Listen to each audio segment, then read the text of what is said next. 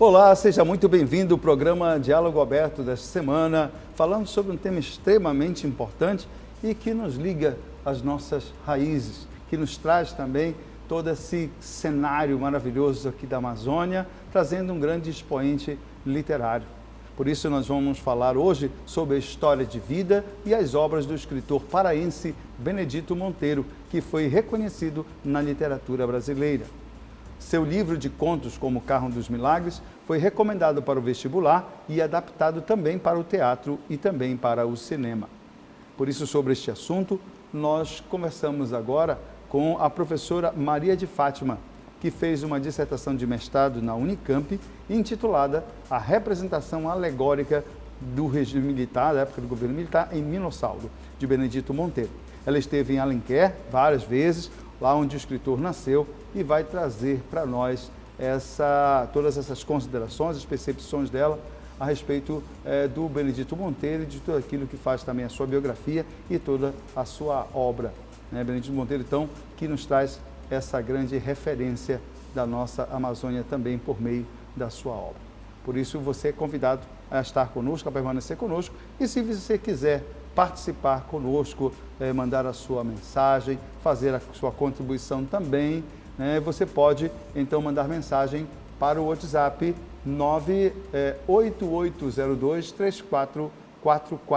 Você pode mandar para a gente a mensagem DDD 91 para poder participar conosco também do Diálogo Aberto todas as semanas. Por isso, repetindo o telefone, você pode mandar mensagem para o 98802-3444. Professora Fátima, muito obrigado pela sua presença e nós vamos falar sobre o tema que para a senhora também é muito importante, não é isso? Isso.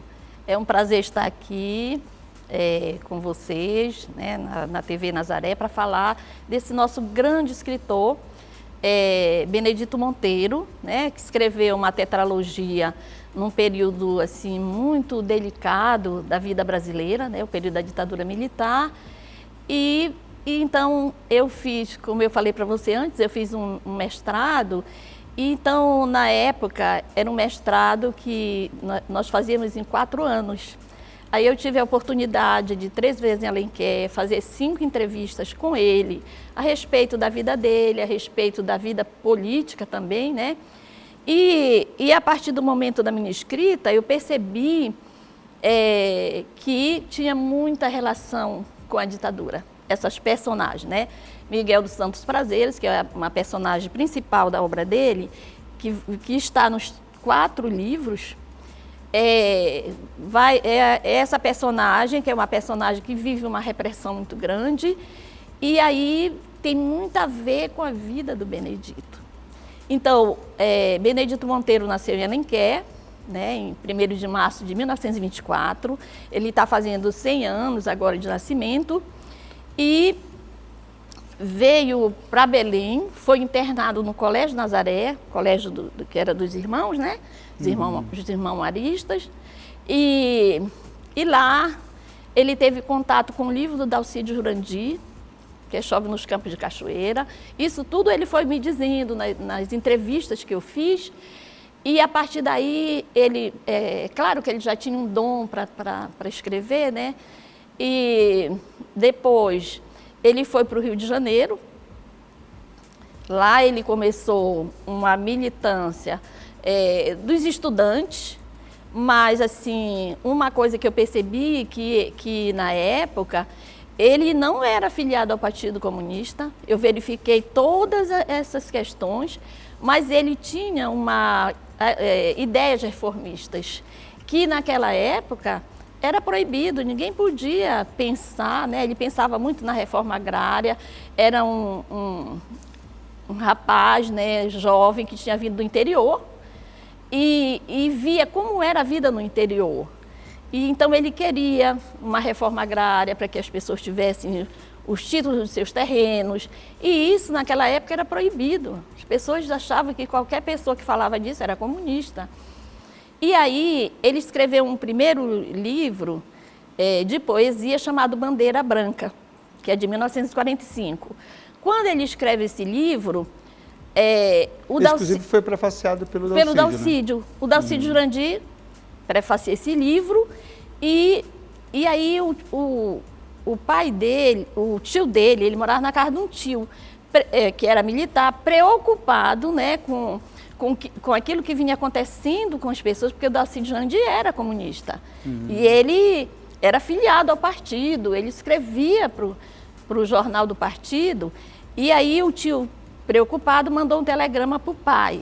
Isso que eu estou lhe contando foi ele que me contou. E está na entrevista, né? Eu fiz as entrevistas. 45, então ele nasce em 24 e está com 21 anos. Em 45. Aí o tio manda um telegrama para o pai dele, que é para ele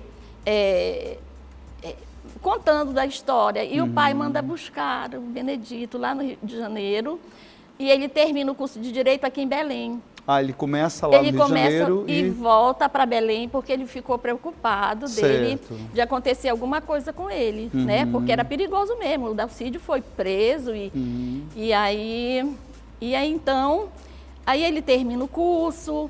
Eu fiz uma pesquisa também, porque eu fiz um doutorado em Benedito Nunes, e eu fiz uma pesquisa no jornal aqui de Belém, de 46 a 51. E o Benedito Monteiro escrevia nesse jornal. Tanto e era conhecido o Benedito Nunes. Você estava saindo da era Vargas, né? E estava no processo já do Juscelino, né? Isso. Então ele escreve lá nesse jornal de 46, escreve ainda poemas, escreveu alguns contos. E aí, então, é a partir daí que ele começa... Ele entra na política, né? Então ele volta, termina o curso dele, entra na política, mas ele me disse que nos anos 50, né, ainda, né? Foi. Nos anos 50, ele me disse que foi vereador em Alenquer. Nos anos 50. Eu perguntei, mas como era que o senhor estudava aqui e era vereador lá? Mas naquele tempo podia, ele me falou. Naquela época ele me falou isso.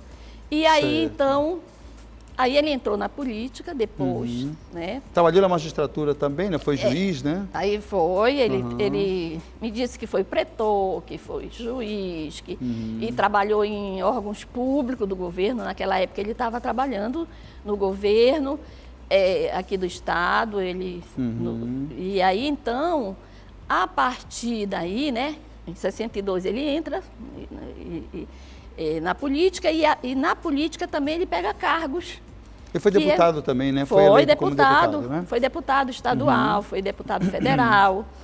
E aí, quando ele entra para a política com essas ideias, aí chega 64 e ele quando começa o primeiro governo militar, né? O primeiro governo militar. E ele me falou que a conversa que tinha aqui em Belém era que ele ia ser preso.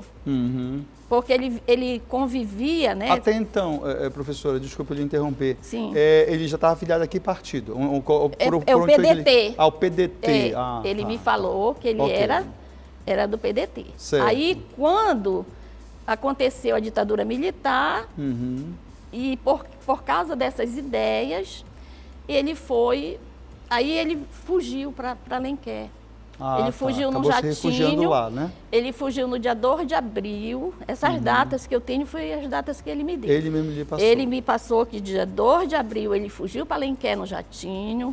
Lá ele tinha uns amigos num vilarejo chamado Pacoval, que é um quilombola hoje. Isso, exato. Naquela época já era. Uma comunidade quilombola. E é uma comunidade quilombola.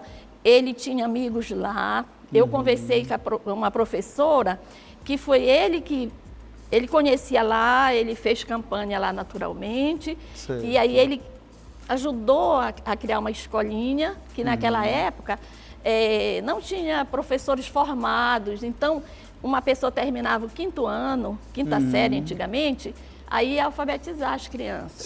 Então, essa professora, ela alfabetizou, ficou lá na escolinha para alfabetizar as crianças, e ele fez uma amizade muito grande lá. E foi para lá que ele foi, quando ele fugiu. Naquela época não tinha estrada, era um caminho. Ele já estava com o mandato cassado? Não, ele foi para lá.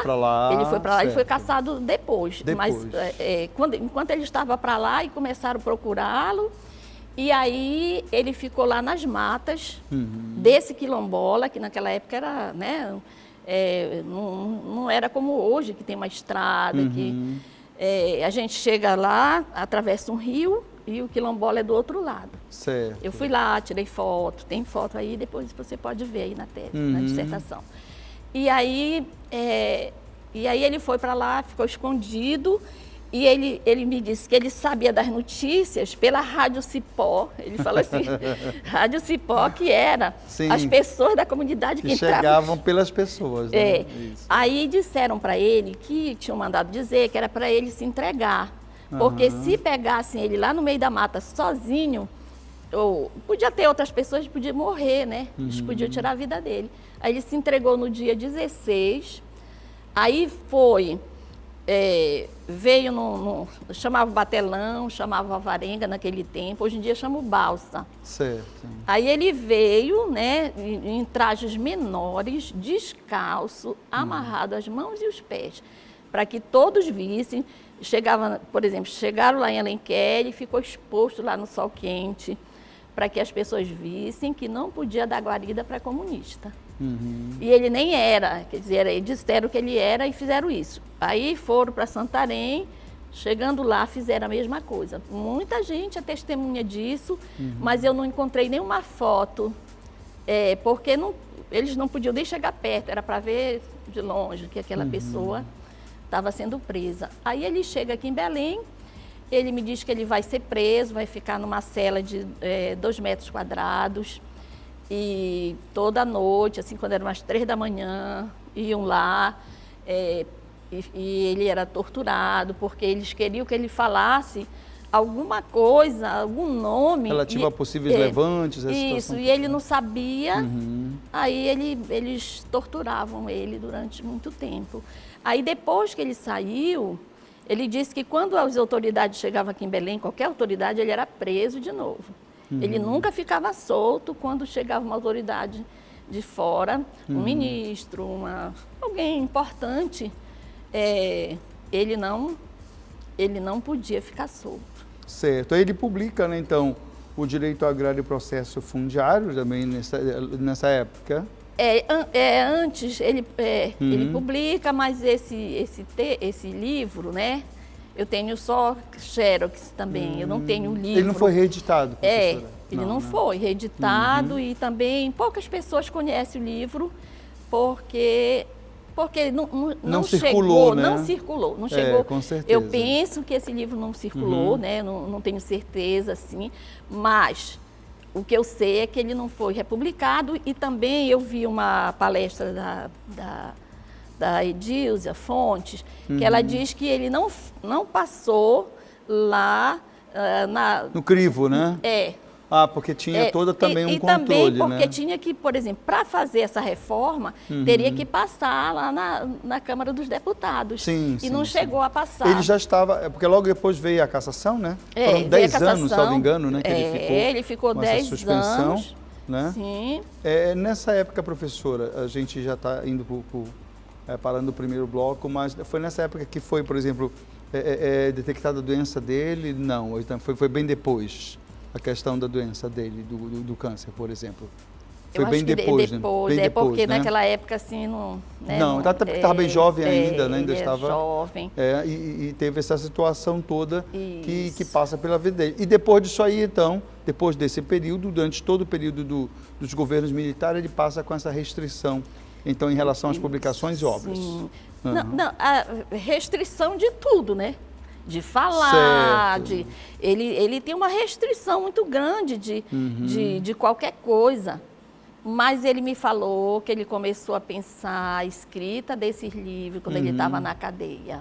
Quando ele estava preso, porque ele já tinha escrito um livro de poesia. Porque eu fiz uma pergunta para ele, por que o senhor deixou de publicar poesia para publicar romance?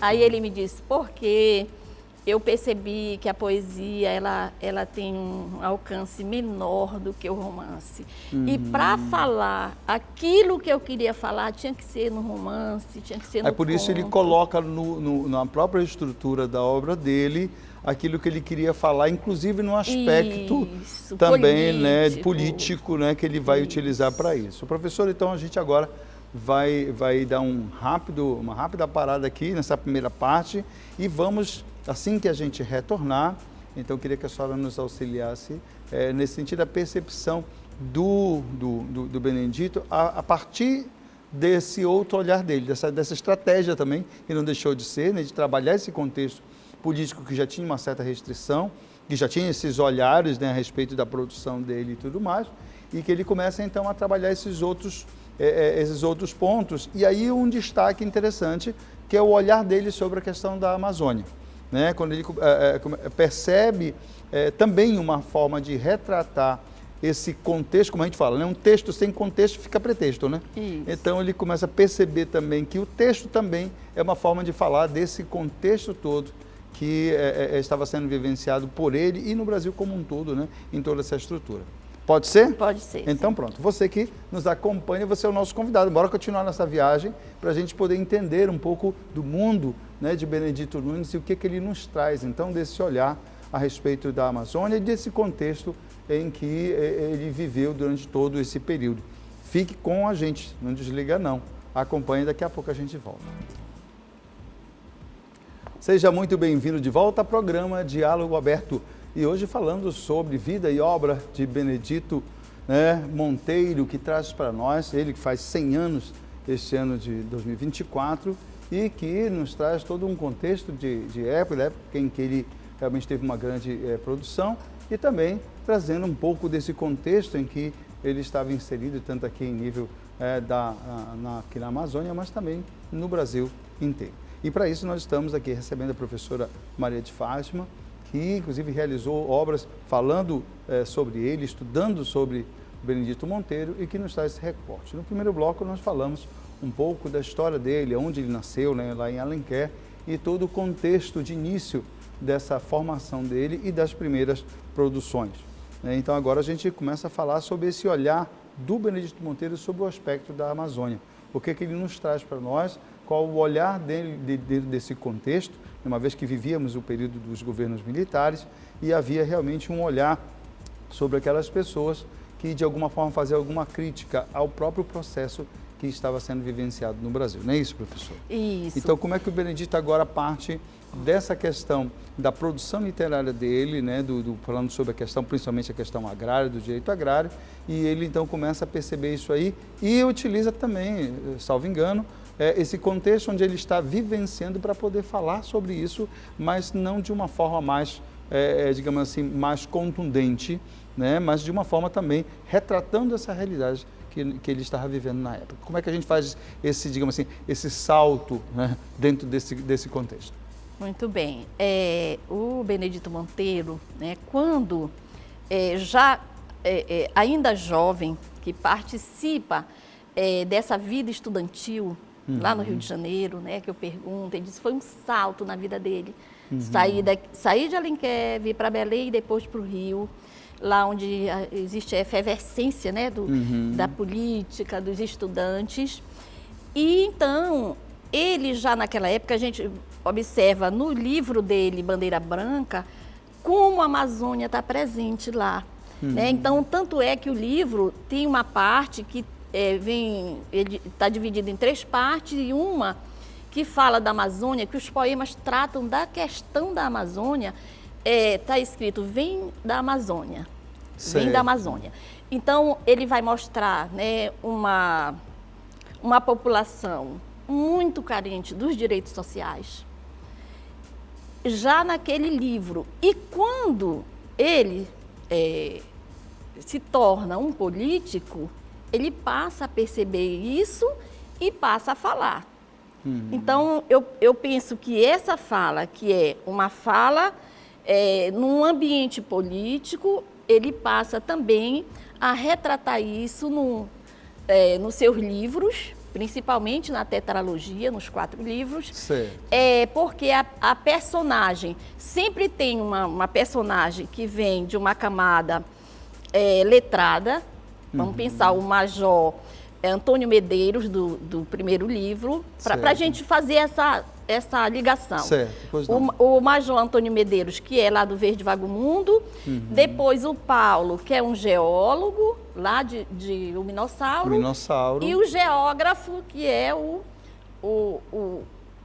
personagem central da Terceira Mágica, que vai fazer essa ligação com Miguel, que é justamente esse ribeirinho que está sendo cerceado da sua liberdade de ir e vir. Então, isso vai aparecer na obra dele, que é uma coisa que ele discutia. Porque quando eu fiz a entrevista também e fiz a pergunta, por que o senhor foi preso se o senhor não era comunista? Certo. Então, por que lhe taxaram de comunista? Ele diz, olha, algo que aconteceu comigo naquele momento político, eu denunciei umas aeronaves que estavam circulando no Baixo Amazonas. Certo. Eu fiz a denúncia, pedi para retirarem um coronel que estava perseguindo os sindicatos aqui em Belém, que era no tempo do João Goulart, ele já era, né? Sim. Ele era político e o João Goulart, que era o presidente. Eu pedi para que ele tirasse daqui de Belém esse coronel, e também por causa da minha música, que era o Canto do Lavrador, que eu tinha feito para os sem terra, para os poceiros, porque eu ia muito, ele me falou isso, eu ia muito aí nessa Belém Brasília, então eu passava Paragominas, Mãe do Rio, essas cidades que foram criadas depois, que na época eram vilas, e lá eu fazia comício, eu falava dessas questões. Eles pegaram esse material e me condenaram. Então existia, digamos assim, uma certa simpatia dele por esse aspecto. As camadas menos favorecidas. Certo. Então, mas não dentro de uma estrutura de ideologia política, né, necessariamente, né? Ele não era filiado. Não era filiado. Ele não era filiado, mas ele tinha esse desejo de que as pessoas tivessem escolas, porque eu digo isso, né, uma coisa que me chamou muita atenção quando eu fiz as entrevistas, foi justamente essa questão, como ele era solidário a essas camadas populares que não tinham nada. Porque, assim, quando eu olho o Baixo Amazonas, então, nesse período, não tinha uma escola de ensino médio em Monte Alegre, em Alenquer, em Prainha, em Óbidos, só tinha em Santarém. Então, aquelas pessoas que terminavam seu curso primário, que naquela época, como se fosse fundamental hoje. Sim. Então, quando elas terminavam seus cursos, só continuavam quem tinha recurso. As pessoas que não tinham recursos, que paravam ali mesmo. Praticamente só na questão mesmo da alfabetização, né? Isso, terminava lá na 5ª série, que hoje seria o 9º ano. Sim. Né? O ensino fundamental. O ensino fundamental. Então, você vê como ele percebia isso, porque ele conviveu lá em Alenquer, ele sabia que era assim. Para você conseguir uma vaga numa escola dessa, por exemplo, saindo de Monte Alegre ou de Alenquer para estudar em Santarém, tinha que ter alguém para conseguir essa vaga para você, mesmo que você fosse o mais inteligente, que você tivesse as melhores notas. Porque não tinha vaga. Em alguns cenários, né, professora, infelizmente essa realidade não mudou muito. Isso. Claro que há um investimento maior, há um envolvimento maior do poder público em diversos aspectos, mas a gente ainda percebe, né, uma Amazônia que acaba sendo, de alguma forma, apenas aparecendo na sua forma exótica, né? Isso. Ou apenas de produção, né? E acaba não tendo essa questão dos direitos sociais. Eu acho que o Benedito é uma voz interessante nesse sentido, da percepção, né, dessa Amazônia, que ainda precisa ser olhada com muito mais responsabilidade, né? De uma forma geral, né? De uma forma geral, isso mesmo. Quer dizer, ele percebia isso. A questão da saúde. A saúde, você percebe que dessas cidades não tem uma UTI. É verdade. Só tem UTI em Santarém e em Itaituba, que fizeram um grande hospital, né? Mas essas cidades são distantes umas das outras. Então, o Benedito, como vinha do interior, ele tinha esse olhar, né? E eu olhar também para uma pobreza muito grande, né? Exato. É, E questões básicas de dignidade. De dignidade. Dignidade acho que esse é um humana. aspecto, porque assim, nos livros, né, os que a senhora citou, né, desde o Minossauro até o Homem do Rio, a gente percebe que esse olhar dele é um olhar ao mesmo tempo de denúncia, mas também de tristeza. Isso. Né? A gente percebe isso muito claro nele, né? Que ele chega justamente ao último período da vida e consegue perceber que essa realidade mudou, claro, houve algum avanço, mas está muito aquém daquilo que realmente a gente precisa, né? Em todos os aspectos. A gente teve recentemente aí, né, o marco do saneamento, em que teve gente que foi contra. Né? Como é que a gente pode conceber que tem hoje mais gente com celular do que com água encanada? Isso. Né? E com serviço de esgoto sanitário. Então, Isso. são coisas assim que a gente fica pensando, né? Como é que está o respeito com a dignidade do outro, né? Isso. E o Benedito, eu acho que traz essa voz importante, né, para a Amazônia. Isso. Esse olhar, não é? Eu fico pensando assim, né? Muita gente é contra a Bolsa Família, é contra a Bolsa Gás, é contra os alunos da escola pública irem para a universidade com uma cota de 50%. Então, você vê que naquela época era pior ainda, né? Por isso que, gente, houve algum avanço, mas a gente... Houve um avanço, mas a gente ainda luta contra esses preconceitos, né? Parece, assim, que muitas pessoas só querem para elas.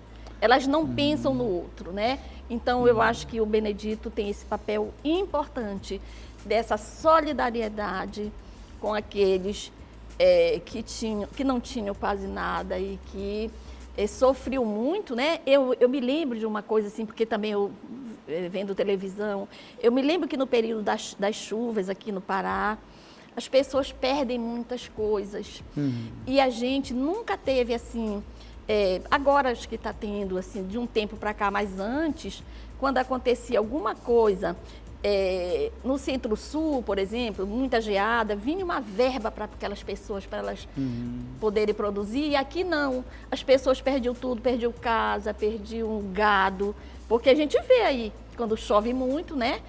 E assim, não tinha nada para cá. Quer dizer, e o pior, né, professora, não é um fenômeno raro. São coisas que a gente sabe que todos os anos acontecem, né? A própria capital sofre com isso, né? Isso. Porque são questões que fazem parte do próprio, digamos assim, do próprio cotidiano nosso, né? Das épocas em que a gente coincide época de lua cheia, com época de águas grandes, que você tem todo um contexto que a gente já sabe que vai acontecer, né? Mas a gente percebe realmente que aí ainda falta muito desse compromisso, né, de quem realmente está à frente, para que a gente possa realmente dar uma resposta. E o Benedito já chama isso aí há muito tempo, né? Chama atenção, aponta para isso aí, né? E isso também vai estar na obra, né? Na obra dele, porque ele vai sempre colocando personagens dessa camada social, que sofre muito e vai mostrando como que o poder público não olha para isso. E engraçado, né, professora, um outro aspecto também que é interessante, que aparece muitas vezes na obra, que parece muito atual, né? Como é que essas políticas públicas, elas deveriam e precisariam realmente trabalhar para que as pessoas não dependessem, por exemplo, dos programas de assistencialistas, né? Mas não dependessem, mas tivessem condições de produzir e de viver e de ter uma vida de qualidade sem precisar das bolsas, né? Mas que aquilo que elas produzissem, aquilo que elas conseguissem realmente trabalhar fosse o suficiente para que elas pudessem viver com dignidade, né? Então, todos esses aspectos eu acho interessante, porque o Benedito traz esse olhar de denúncia, né? Mas também traz esse olhar realmente de apelo, né? Olhem para essa realidade que a gente está vivendo, né? É uma realidade muito paraense, mas muito da própria Amazônia como um todo, né, professora? A Amazônia está no centro das questões que ele trata, sabe? E como é que foi na academia, professora, quando a senhora fez essa proposta do trabalho com o Benedito Monteiro? Houve alguma resistência? Ou houve um incentivo? Ou o pessoal disse, olha, bora ver como é que fica, porque é um expoente literário para nós muito forte, né, em nível nacional também, mas de repente não fala de uma região que às vezes parece muito exótica, mas de repente ela pode incomodar quando é colocado à luz do sol os problemas que a gente tem nesse respeito das políticas públicas, por exemplo. Como é que a senhora Certo. viveu isso aí? Então, como eu fiz o meu mestrado na Unicamp, né, lá em São Paulo, e a minha orientadora, que é a professora Suzy Sperber, ela tem um olhar assim, muito solidário também para as questões, né, para as questões da Amazônia, para as questões do Brasil, para todas essas questões. Então, ele não era muito conhecido, não, nem era conhecido lá, mas aí ela aceitou. Foi a senhora que levou para ela? Ela disse, não, eu quero orientar você. Foi ela que falou? Foi a senhora? Eu levei a e proposta, como eu né? olhei lá que Sim. ela orientava pessoas de várias partes do país, eu mandei, encaminhei para ela. Muito esperta, né? Já foi, olhou, poxa, quem é que pode pegar aqui? Pode pegar esse trabalho. Muito bom, e aí, é isso mesmo. E aí ela pegou e foi assim muito interessante, porque a gente pôde discutir bastante coisas daqui. Foi, né? E mostrar, né, como essa literatura, ela trata dessas questões. A senhora fez a professora se apaixonar, pelo jeito, né? Isso. Levou essa sua paixão para ela. Foi. Aí realmente as coisas dão certo desse jeito, né? Isso. Porque é Unicamp, né? Então São Paulo é um outro olhar, né? Para o que a gente tem aqui. E quanto isso é importante, né? De levar isso e a partir do momento que está na academia, você também tem uma janela para o mundo de uma forma muito interessante, né? Isso. Orientar alunos. Eu tenho orientado alunos a respeito da obra dele. Tenho lido material, né? Contos em sala de aula. Então, ele é uma presença, porque eu estudo essa literatura aqui da nossa região, e aí, né, da Amazônia Paraense, e então é uma coisa que está muito presente nas minhas referências bibliográficas. Professora, a gente vai rápido a um break agora, vamos para o terceiro bloco, e eu queria pedir uma curiosidade para a senhora. Qual das obras do Benedito no terceiro bloco a senhora destacaria e disse, olha, essa aqui realmente eu acho um expoente, eu acho que é uma referência, eu acho que é a memória do Benedito viva, né, e de uma forma permanente. Ele continua denunciando, ele continua nos alertando, mas ele continua também apaixonado por essa realidade que ele viveu e que continua mantendo na sua pessoa, nos alunos e em tanta gente que agora está visitando a galeria, né, para poder conhecer um pouco mais da vida e obra desse nosso grande expoente, né, em termos de obras literárias, mas também de pessoa como um todo, tá bom? Tá bom. E você que nos acompanha, olha aí, agora vem também um filé pra gente. Vamos falar sobre isso aí e vamos viver um pouquinho, né, nas palavras aqui da professora Fátima, essa realidade que é o Benedito hoje, 100 anos depois do seu nascimento, mas também abrindo janela para esse mundo, né, e falando sobre esse contexto em que a gente vive. Fica com a gente, daqui a pouco a gente volta. Olá, você de novo que está conosco aqui no Diálogo Aberto e participando conosco dessa viagem, falando sobre vida e obra do escritor Benedito Monteiro.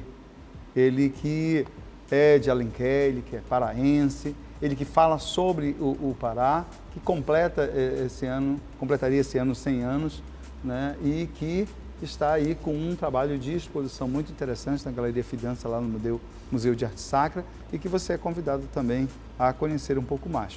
E falando sobre ele, falando sobre a sua obra, está aqui a professora Fátima, ela que tem a dissertação de mestrado falando sobre Benedito Monteiro, que orienta também alunos sobre isso e que nos traz um pouco dessa percepção, ela que conversou com o próprio Benedito ainda em Alenquer, conversou com ele várias vezes, e traz um pouquinho desse olhar, né, que o Benedito Monteiro, então, nos ajuda a percorrer ao longo de todas as suas obras.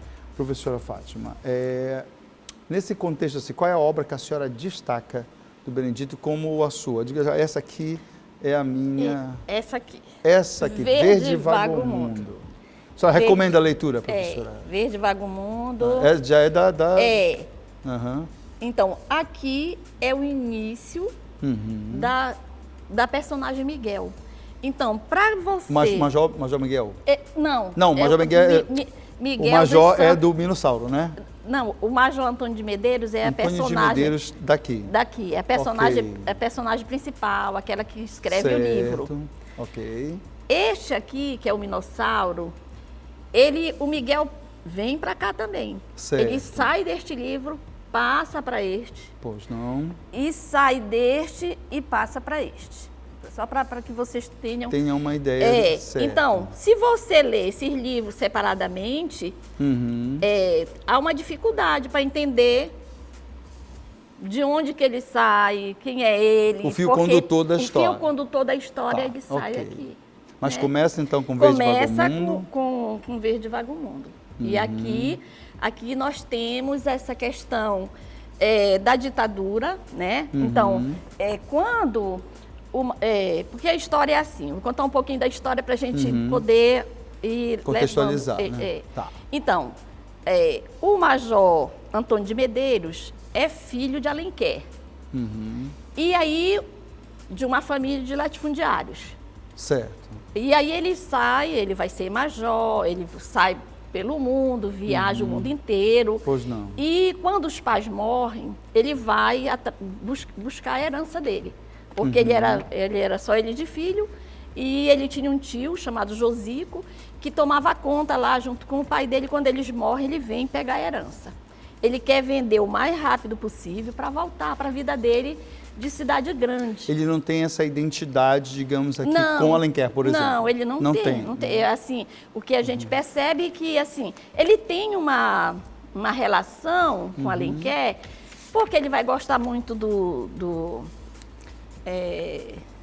Miguel. O Miguel é um dos trabalhadores que vai sair num barco mostrando as fazendas dele, porque ele era uma pessoa muito rica, o pai dele era um homem muito rico. E aí, nesse momento que ele está lá, aí acontece a ditadura militar. Ah, tá. Então o contexto é justamente 64, mais ou menos. Tá. Ele está lá atrás das fazendas para vender, para fazer, né, para pegar o dinheiro e voltar. Que ele diz mesmo que ele não quer ficar lá, ele gosta de cidade grande, ele é um homem cosmopolita. Certo. E aí ele se encontra com o Miguel, que era um trabalhador lá. E o Miguel que vai mostrando, olha, isso aqui conhecia tudo da família dele, porque era um trabalhador lá. Certo. Então, o Miguel fala para o Major Antônio de Medeiros que ele tinha muita vontade de ser um pirotécnico da festa de Santo Antônio. Pois não. Porque ele queria soltar os fogos no último dia, né? E isso é um desejo que vai passar também para outros livros, como o Carro dos Milagres, de contos, né? Sim. E aí o Major conversa lá com a organização da igreja, e aí eles dão esse cargo para o Miguel. O Miguel está preparando os foguetes, e é justamente nessa hora que acontece o golpe militar de 64, e aí os militares dizem que ele é um subversivo, que ele está guardando os fogos, eles dizem que é arma, que é fuzil. E aí querem prender esse material. O Miguel se esconde. Quando é um dia lá da festa, ele solta todos os fogos só num dia. E some. Porque aí a polícia também é uma coisa assim, né, hollywoodiana, eu digo. Certo. Porque ele solta todos os fogos, os policiais acham que está tendo uma rebelião, tiroteio lá, uma rebelião. Aí eles também soltam um tiro de metralhadora. Sim. E o Miguel desaparece. Então a comunidade pensa que ele morreu, porque é um fogaréu muito grande. E aí ele vai reaparecer no Minossauro. Ah, ok. Então, porque ele se esconde na mata e aí fica no rio. Aí já no outro livro, quando uma equipe da Petrobras chega em Alenquer para explorar petróleo, o Miguel chega numa canoa lá no barco, que é onde tem um engenheiro que é o Roberto, que vem do Rio de Janeiro, e um daqui de Belém, que é o Paulo. Que eles são os responsáveis, o Paulo é responsável por essa equipe de exploração de petróleo lá. Certo. E aí o Miguel chega nesse local, e aí dizendo que quer trabalhar. Aí eles começam a perguntar como é seu nome, tinha que ter documento, ele não tem documento. Então, é uma história assim muito triste. Acaba revelando, né, muitas das nossas necessidades, né? Isso, das mazelas. As mazelas aqui da região. Mas assim, uma coisa que a gente pode pensar também, que ele diz que ele não tem documento, que ele não quer ser preso, ele quer ser livre, porque também se ele tiver um documento a entregar, ele também acaba sendo fácil de ser, né, identificado, né, e localizado. Isso. Né? Aí ele diz que quer ser mateiro e pescador para a equipe, ele passa a ser. E o Paulo vai colhendo as histórias dele e num gravador, certo, e depois escreve o livro. Por isso que eu digo que essas obras, elas têm narradores, escritores, compiladores. Porque há uma história, né, essa história da ditadura, e a história do Miguel que eles escolhem no gravador e depois transforma em livros. Então, na verdade, professora, a gente tem dentro desse contexto, esse pano de fundo, né, esse background da história, é o período, né, que o Brasil vive, no caso dos governos militares, mas, na verdade, salta aos olhos essas necessidades, né, essas carências que, na verdade, ainda hoje a gente sente, né, que precisa ter um olhar, né, muito maior do poder público em todos os aspectos, né? Isso, professora. Eu acho que é interessante. Agora, uma pergunta, né? Como todo artista, né? Todo artista, ele também está na sua obra. Onde é que está o Benedito Monteiro por exemplo, nessa estrutura que a senhora colocou para a gente, dos 4 livros, que ao longo do tempo também vai contando essas histórias?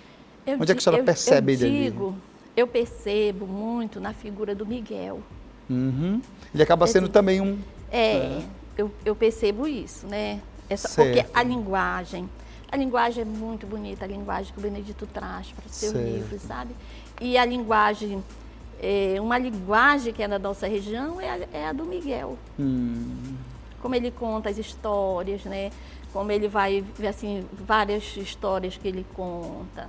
Ele é uma personagem que vai passar pelos os 4 livros, né? Certo. Então, ele está nos 4 livros porque esse último, né, que é aquele é só a fala do Miguel, retirada desses livros. Certo. Então, quando o Benedito escreve aquele 1... Certo. Que é, inclusive, a forma de falar, né, do nosso... Isso. Né, aqui não tem... Aquele 1. Aqui não... Essa muito coisa de aquele 1. Né? Aqui não tem esse contexto que tem nesses outros livros, aqui tem só a fala do Miguel, retirada de Verde Vagamundo, do Minossauro e da Terceira Margem. Ok. Agora, professora, a senhora que é formada em letras, não é isso? A senhora também que trabalha, né, nessa linha também da linguística, da formação também desse aspecto da comunicação. É interessante porque, por isso que me chamou a atenção realmente o termo que ele utiliza, né?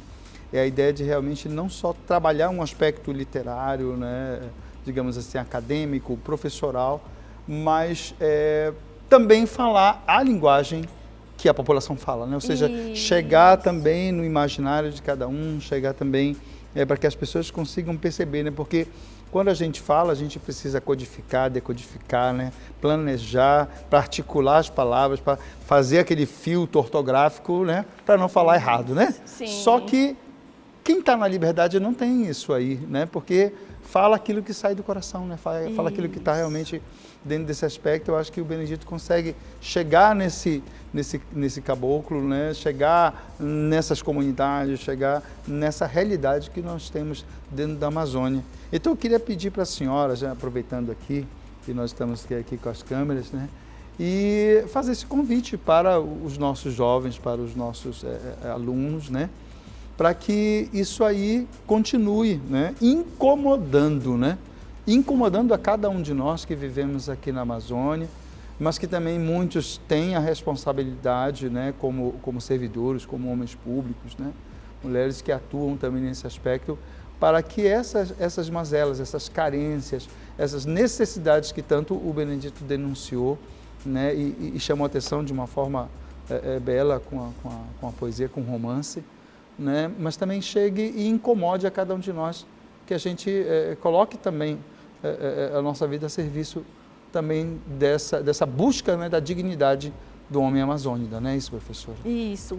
Recentemente, né, no semestre passado, eu trabalhei o conto Carro dos Milagres numa turma de mestrado profissional, que são professores da escola pública.